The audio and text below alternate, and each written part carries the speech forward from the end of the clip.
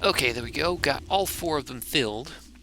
Now, when I mouse over it, you can see the temperature is steady about 55, 60 degrees right now. That's because these reactor cores right here and over there are only interacting with themselves. So they're not generating a lot of heat because they're only hitting each other. And the reason is because of these, which are the control rods. The control rods completely block the neutrons from passing through them and keep them from interacting with anything that's on the other side.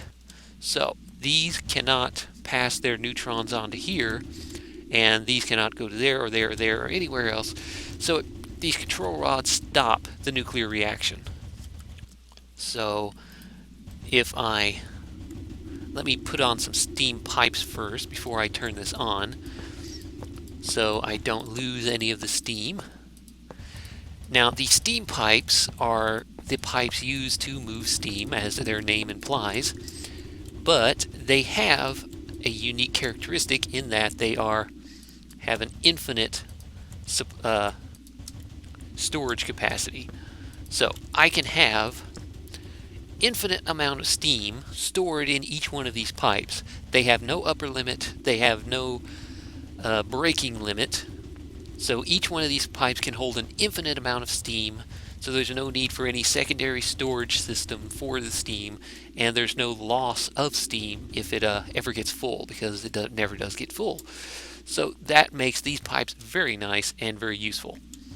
So now that I have those up and going, let me get to the central control, and it has this nice little interface. You can either retract all, which will pull out all the rods, or insert all, which will put them back to the position they are in right now, or you can click on it, and as you can see here, it raised this rod here individually, or that one, or you can hit retract all, and they all come up. And once they're all up like this, the neutrons will start flowing between these fuel cores and start causing it to heat up. As you can see here, it's already going up to 140, 160, 170 degrees. It's already going up to over 100 and spiking at around 150. And that means it is working, and that these steam boilers are now producing steam, and I can now use this and harness this to produce power.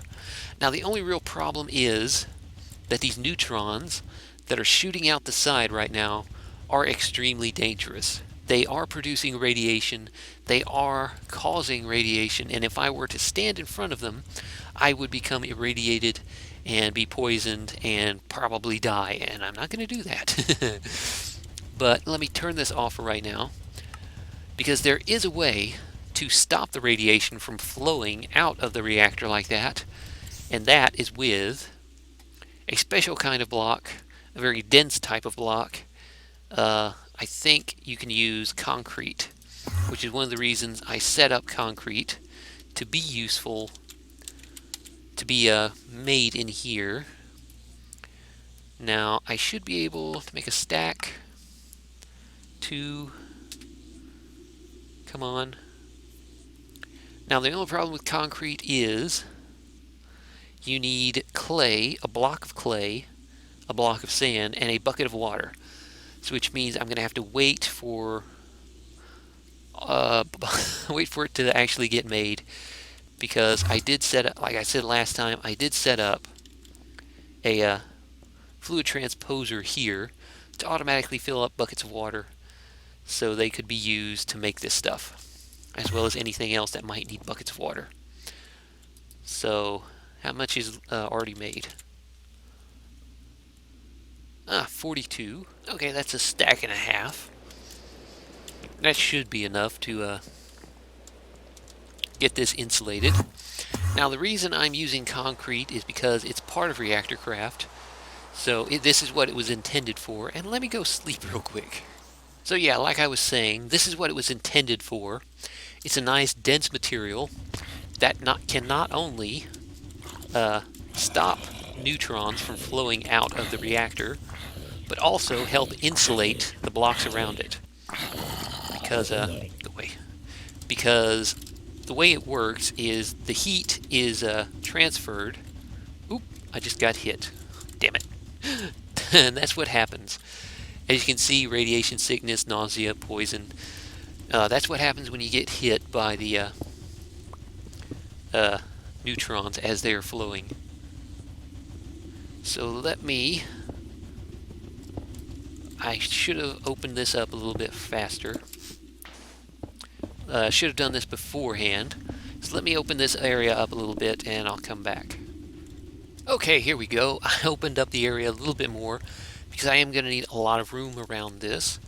So what I'm going to be doing is placing concrete along the edges at the same plane, same level as these fuel cores. And the reason is because, like I said, they produce the neutrons and they come out on a horizontal plane on the four sides like this to interact with other fuel cores. But if the neutrons escape out through the side like this, they can cause radiation, cause you to get sick, and poison you just like I am right now. And for some reason, it never goes away. I mean, the time runs out, but it does not go away. So, as you can see, with one concrete, it will slow down the amount of neutrons coming through it, but it can still pass through. The same thing with two concrete. It should be slowing it down a little more. See, it stopped a few of them, but it can still get through it every once in a while, just like that. Just like that one that just came through. But with 3 layers of concrete on each side where it's coming out, it completely stops all flow of neutrons. So having 3 layers of concrete on each side like this will stop the neutrons from escaping and poisoning the environment around my house. So I'm going to put 3 layers around each side, just like this. That way no neutrons will escape and the radiation will be kept to a minimum. Now, the concrete also acts as an insulation, which helps to trap in the heat and the warmth of the reactor itself on these steam boilers. So having a couple layers on the sides like this also helps out. 1 or 2 layers is probably enough to help keep the heat inside. Now I'm also going to put it on the underside there. But at first and foremost, I need to get these protected to stop this radiation flowing out. Okay, there we go. Got enough concrete to concrete the entire side of all of this. So now there should not be any radiation leaking out of the side from random neutrons. So, it is getting a bit dark. So let's get this up and let me show you exactly how this stuff works. So I think I might actually need a few more steam lines, but I will. Oop. No, damn it. Lost a bit of steam there, I'm guessing. Now I am going to probably build a massive structure to deal with this and build something around it, but I have not done that yet. But for now, this is just a basic demonstration of how this stuff works. I'll end up doing something with it later, but for now, 1, 2, 3, do. There. Is that high enough? I think so. I might need to go up a couple more blocks. Bop. Just want to make sure it's high enough out of the way. So, now that I have the reactor set up, I've got the fuel in there, I've got the power going, I can actually set up the turbine. Now, I don't know if this is going to be the position where I'm going to have it in the end, but this is where I'm having it right now, just so I can show you how it works. Now, the turbine is a multi-block structure. Each layer you put on causes it to get bigger and bigger and bigger, just like that, up to 5 blocks long, just like that. Now, the way this works is you run a steam line from the reactor, from the steam boilers, up to the block directly underneath the end, the smallest end right here, and then you place a steam vent, which I think I forgot to grab. 1 second. Okay, here we go. Got the steam grate, which is what the steam actually comes out of. So if I put this on here, this turbine should start spinning, just like this. And as you can see, even without the reactor running, it's not actually running right now, all the steam it previously generated while it was running is still stored in all these pipes, which is one of the nice things about this. Now, as you can see here, it is beginning to spaz out a bit, primarily because of the steam itself. The way the steam works, it comes up out of the steam grate right here, and comes through and leaves the turbine like this, and then goes straight up to infinity all the way up to block height before it disappears. Now that does cause problems because it causes it to spaz out like this, as well as causing a bit of lag. But while I'm here, let's see just how much power it's actually generating. Just right there.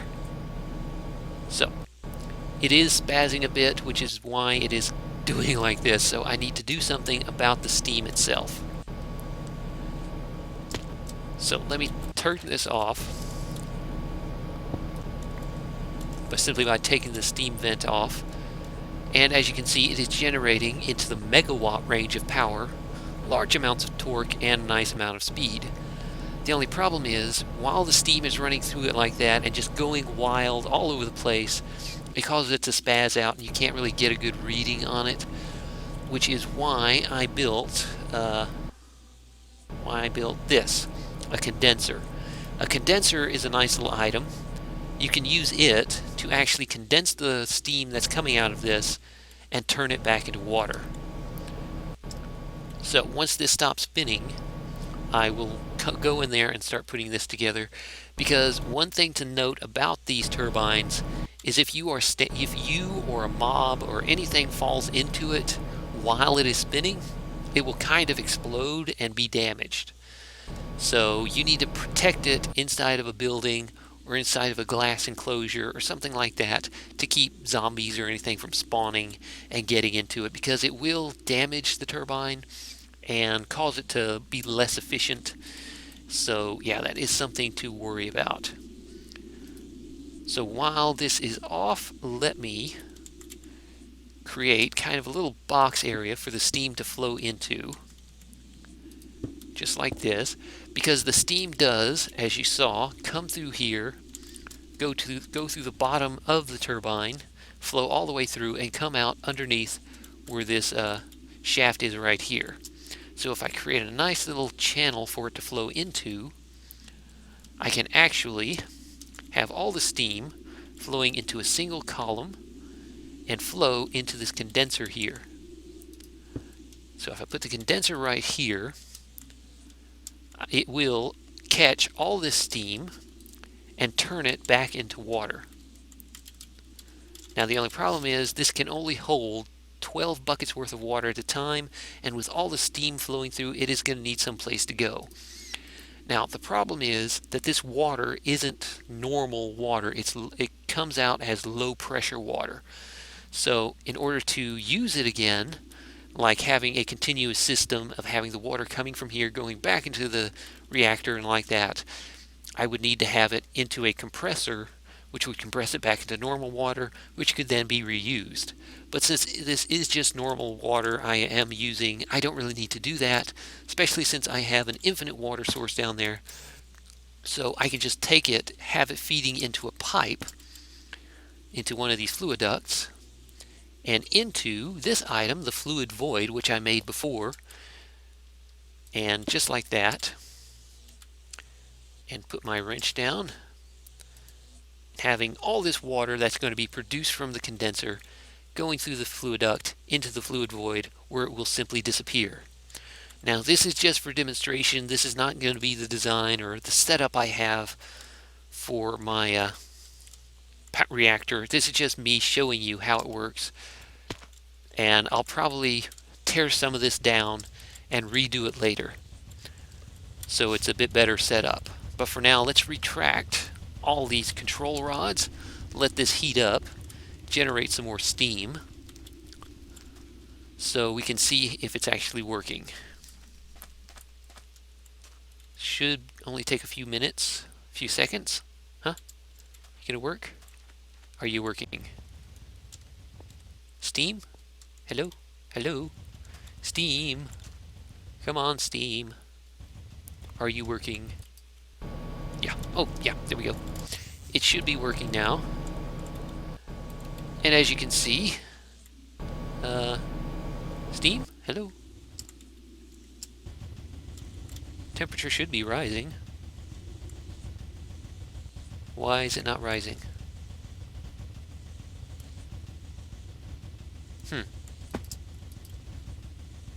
That's one of the problems. That is another problem that is really annoying, is that these fuel cores will produce nuclear waste, which is one of the main problems. And as you can see, it's already 21% depleted, but it's not actually producing very much heat at all. And that is because it is getting clogged up with this nuclear waste. So I'm going to have to find a way to actually deal with this.